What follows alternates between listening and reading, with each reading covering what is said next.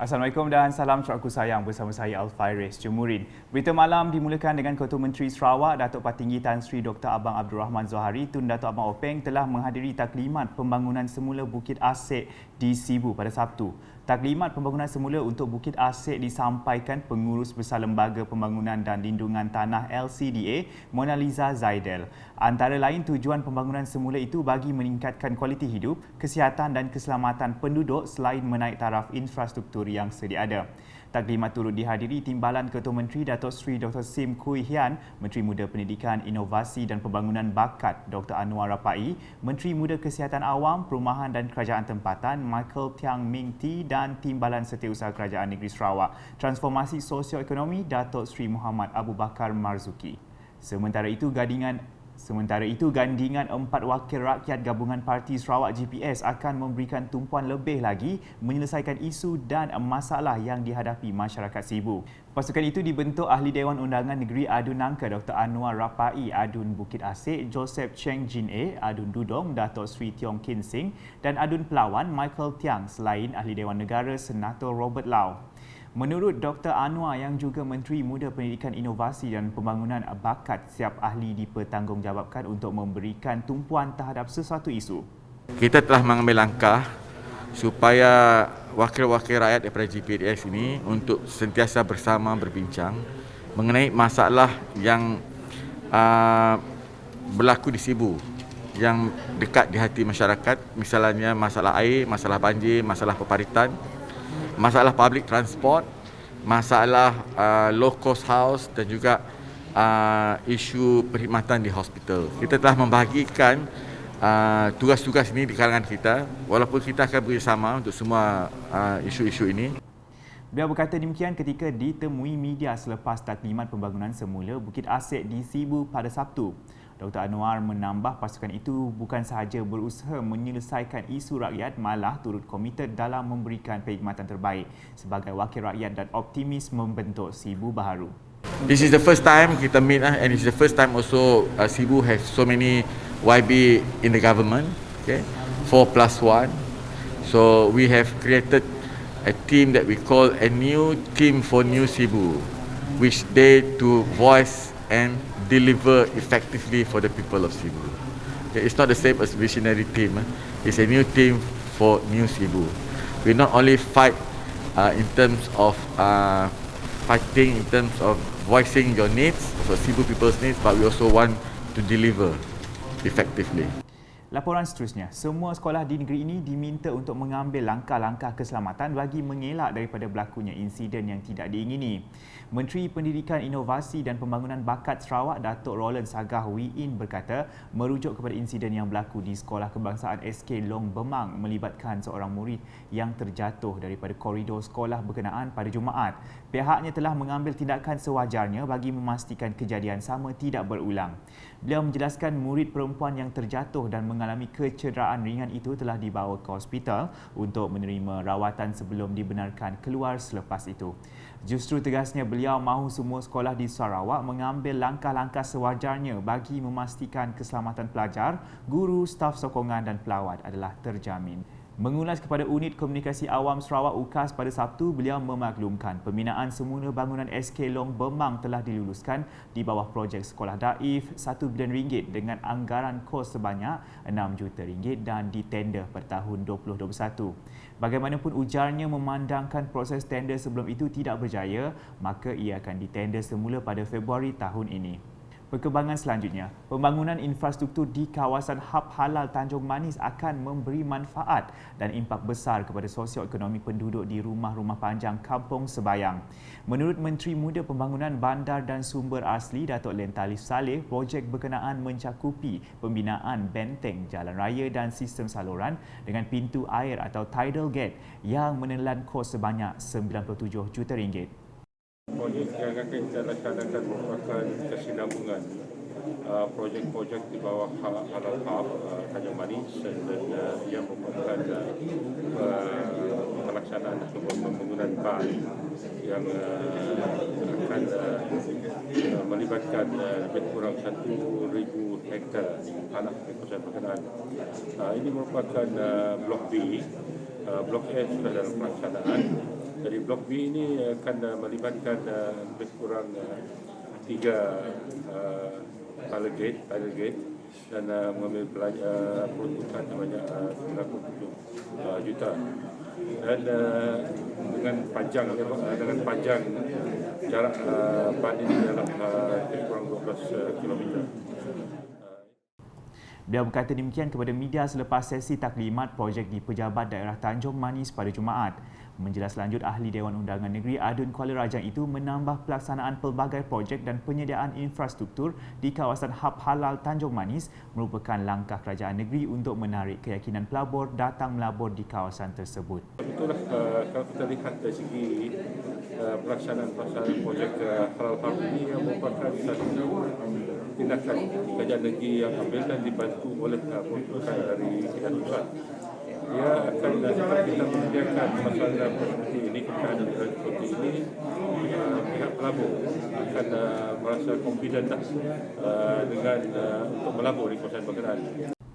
Tambahnya, sektor industri di Tanjung Manis juga telah berkembang pesat dengan beralih ke industri perkapalan, pertanian moden dan sebagainya selain berasaskan perkayuan. Selain pada itu, Datuk Len sempat meninjau projek pembinaan benteng penahan ombak dan hakisan sepanjang 50 meter yang akan memberi kelegaan kepada lebih 300 penduduk di Kampung Dot Baru Rajang. Menurut Datuk Len, projek di bawah program transformasi luar bandar RTP beliau yang menelan kos sebanyak RM650,000 itu akan memberi keselesaan dan manfaat kepada golongan nelayan menyimpan bot-bot mereka di samping meningkatkan keselamatan dari ancaman ombak besar terutamanya pada musim tengkujuh.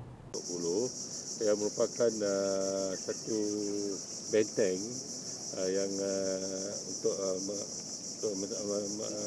masalah hakisan. Dan kalau kita lihat ini Kampung Rajang Baru yang mempunyai lot rumah yang ada 300 buah lot di sini.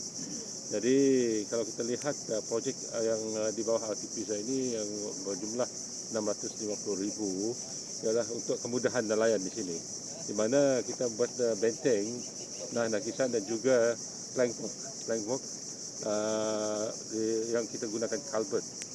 Di mana mereka dapat menyimpan perahu mereka nanti di belakang culvert itu. Jadi tidaklah terdedah dengan gelombang terutama kali masa musim tengkujuh. Pada sebelah petang, Datuk Len menyempurnakan simbolik penyerahan lot skim penempatan semula Baji Jaya Sarike. Menurutnya, kerajaan negeri telah memperuntukkan sebanyak RM5.38 juta untuk kerja-kerja penyediaan tapak lot tanah di kawasan tersebut yang akan menyediakan sebanyak 162 lot tanah untuk diagihkan kepada pemohon. Saksikan ialah merupakan satu daripada pendekatan kerajaan negeri Sarawak yang diwakilkan pimpinan Datuk Petinggi Tan Sri Abang Jo, di mana beliau sudah sebelum ini juga telah meluluskan peruntukan sebanyak 10 juta untuk penyediakan tapak dan juga infrastruktur dan kemudahan awam di tapak di skim pembesaran kampung atau skim pendapatan semula di Serike ini. Dan pada hari ini juga penyerahan baki kawasan stage 2, phase 2 stage 2 yang melibatkan 162 unit lot yang akan dibina dalam sebenarnya pada hari ini, bermula pada hari ini dengan kos dia 5.38 juta ringgit. Jadi insyaAllah projek ini akan siap di dalam masa 18 bulan. Tambahnya, antara komponen yang dibangunkan di skim itu kelak ialah jalan raya berturap, parit konkrit, bekalan air elektrik dan telekomunikasi. Perkembangan di Meradong, sebanyak RM750,000 telah diluluskan oleh Kerajaan Sarawak bagi menaik taraf prasarana Gereja Metodis Kaing Wong dan menaik taraf Dewan Serbaguna Ibu Pejabat Polis Daerah IPD Meradong di dalam projek transformasi luar bandar RTP. Ahli Dewan Undangan Negeri Adun Meradong, Datuk Ding Kong Hing turun padang bagi meninjau projek menaik taraf yang telah diluluskan oleh kerajaan pada Khamis. Sebanyak RM500,000 diperuntukkan bagi menaik taraf prasarana Gereja Metodis Kaing Wong, manakala sebanyak RM250,000 pula diperuntukkan bagi menaik taraf Dewan Serbaguna IPD Meradong.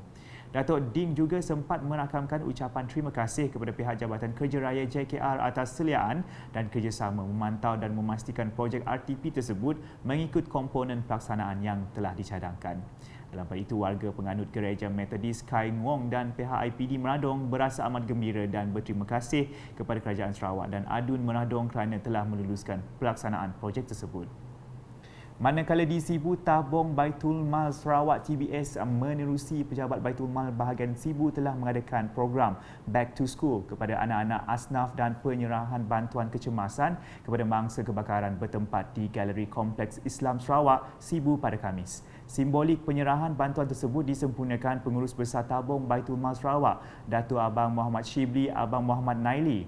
Seramai 20 anak golongan asnaf menerima bantuan tersebut bagi meringankan beban dalam persiapan untuk sesi persekolahan, manakala sebanyak RM28,800 pula diagihkan kepada 9 mangsa kebakaran di kawasan tersebut. Satunya adalah untuk menyerah bantuan kebakaran kepada beberapa yang terkesan, iaitu seramai 9 orang atau daripada mewakili keluarga mereka yang kita telah bantu sejumlah RM28,800 yang berlaku kebakaran baru-baru inilah di beberapa tempat. Dan kedua, kita juga memberi satu bantuan back to school.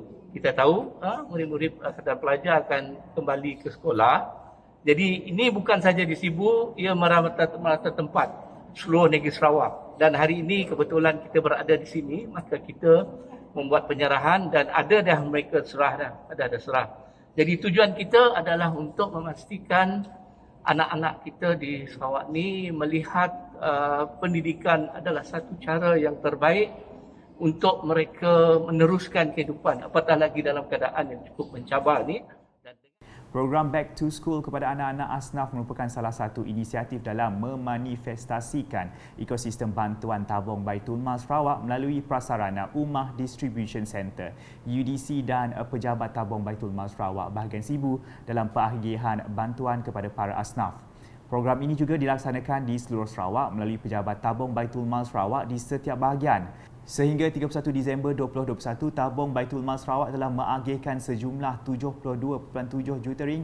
Daripada jumlah tersebut, sebanyak RM50.1 juta bantuan telah diagihkan melalui 4 program utama, iaitu program mengukuhkan tradisi keilmuan, program membangunkan institusi Islam, program memantapkan kebajikan ummah dan program peningkatan kemahiran ummah. Manakala sebanyak RM3.25 juta bantuan khas COVID-19 TBS telah diagihkan sepanjang tahun 2021 dan Pejabat Bahagian Sibu telah mengagihkan sejumlah RM1.4 juta kepada 910 penerima yang layak. Masih dengan laporan di Sibu, seramai 92 orang peserta dari pelbagai agensi kerajaan telah menyertai program latihan dalam perkhidmatan LDP Bencana Banjir Daerah Sibu, Anjuran Jawatankuasa Pengurusan Bencana bahagian Sibu pada Khamis. Program tersebut sebagai persediaan menghadapi bencana banjir supaya gerak kerja lebih terancang dan teratur semasa situasi sebenar. Antara agensi yang terlibat adalah Polis Diraja Malaysia PDRM, Jabatan Bomba dan Penyelamat Malaysia Sarawak JBPM, Angkatan Pertahanan Awam APM, Kementerian Kesihatan Malaysia KKM, Pejabat Residen Sibu, Lembaga Sungai-Sungai Sarawak LSS, Angkatan Tentera Malaysia ATM, Jabatan Kebajikan Masyarakat dan Polis Marin. Kolaborasi seperti ini diharap dapat berterusan di antara agensi untuk membina momentum kerjasama tidak kira dalam apa jua operasi, terutama dalam pengurusan bencana daerah Sibu. LDP seperti ini juga diharap dapat memberikan pengetahuan dan keyakinan diri kepada pegawai dan anggota apabila diperlukan pada bila-bila masa, terutama semasa berlaku banjir. Sekian edisi malam bersama saya Al-Faris Jumurin. Berita lebih lanjut boleh didapati di semua platform media sosial UKAS termasuk portal ukas.sarawak.gov.my dan UKAS Channel di YouTube. Salam UKAS.